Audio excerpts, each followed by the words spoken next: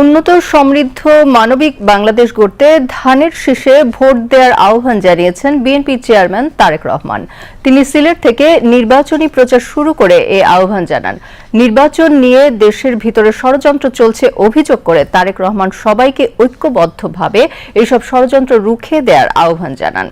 তিনি বলেন, ৭১-এ যাদের ভূমিকা জাতি দেখেছে তাদেরকে নতুন করে দেখার কিছু নাই। বিস্তারিত ইকবাল ফরহাদের রিপোর্টে ছবি তুলেছেন নুরুল ইসলাম বাচ্চু।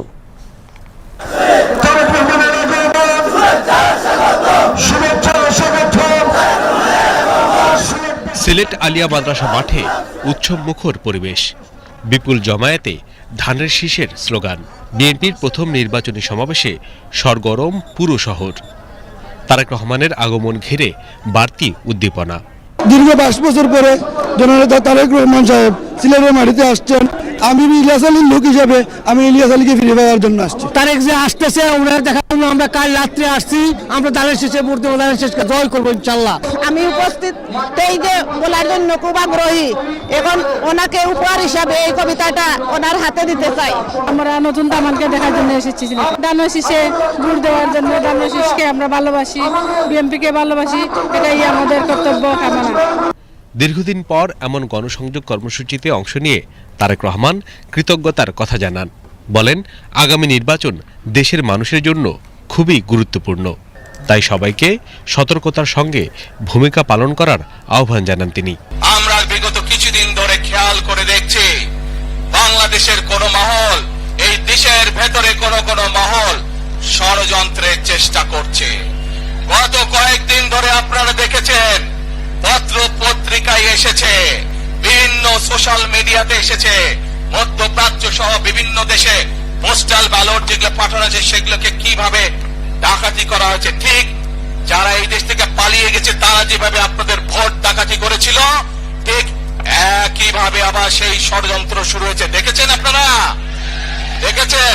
প্রিয় ভাই বোনেরা, সেই ষড়যন্ত্রের বিরুদ্ধে সজাগ থাকতে হবে। বিদেশে বসে তারা ষড়যন্ত্র করছে, একইভাবে আপনাদের আবার যে ইলিয়াস আলী, দিদার, জুনায়েদ সহ হাজারো মানুষের প্রাণের বিনিময়ে যে অধিকার আমরা অর্জন করেছি, ২৪-এ গণ আন্দোলনের জনগণের আন্দোলনে এই সিলেট শহরে ১৩ জন আমাদের জীবন দান করেছে, ১৩টি প্রাণ ঝরে গিয়েছে আমাদের। প্রিয় ভাই বোনেরা, এই প্রাণগুলোর বিসর্জনের মাধ্যমে আমরা যেই অধিকার আদায়ের পথে নেমেছি, একটি কুচক্রী মহল এরই ভিতরে ষড়যন্ত্র শুরু করে দিয়েছে।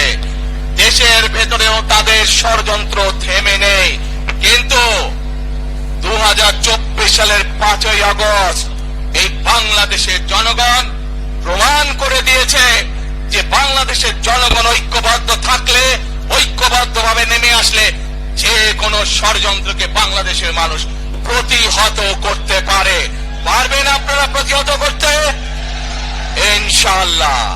দেশের উন্নয়নে তার বিশেষ পরিকল্পনা আছে জানিয়ে তারেক রহমান তা বাস্তবায়নে দেশের মানুষকে ধানের শীষে ভোট দেওয়ার আহ্বান জানান।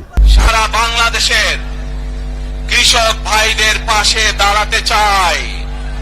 যদি ইনশাআল্লাহ আপনারা আগামী ১২ তারিখে ধানের শীষকে জয়যুক্ত করেন, জয়যুক্ত করতে পারেন, আমরা ইনশাআল্লাহ সারা বাংলাদেশের কৃষকদের পাশে তাহলে দাঁড়াতে পারবো।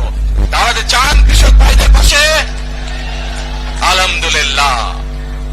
সমাবেশের মঞ্চে তারেক রহমান বিএনপির প্রার্থীদের পরিচয় করিয়ে দেন। তারেক রহমান আশা করেন, একটি সুন্দর গ্রহণযোগ্য নির্বাচনের স্বার্থে সবাই সহনশীলতার পরিচয় দেবে ও সহাবস্থান নিশ্চিত করবে। একই সঙ্গে অতি জরুরি গণতান্ত্রিক পথ পরিক্রমা অব্যাহত রাখবে।